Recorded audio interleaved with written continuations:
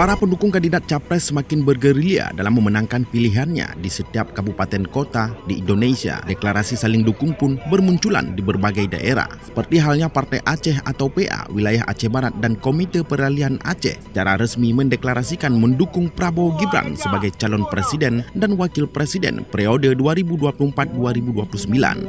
Partai Aceh, Kabupaten Aceh Barat, beserta Komite Peralihan Aceh, wilayah Melabuh Raya, mendeklarasikan dukungan kepada calon presiden dan wakil presiden nomor urut 2 Prabowo Gibran.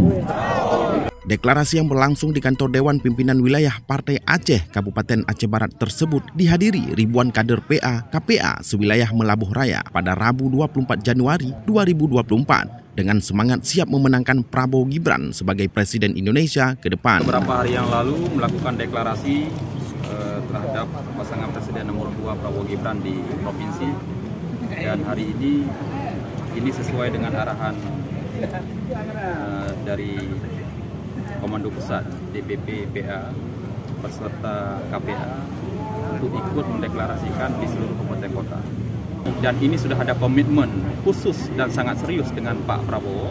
Nah, kita tahu bahwa ini Partai Aceh ini akan sangat besar tantangannya, tapi demi Aceh, Partai Aceh rela mengambil risiko semuanya. Target suara dari Aceh Barat sendiri seperti apa?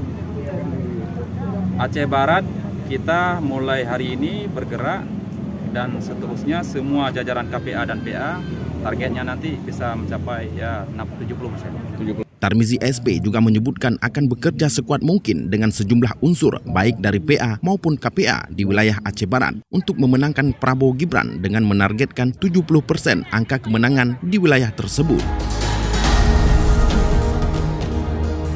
Dari Melabuh, Mismadi melaporkan.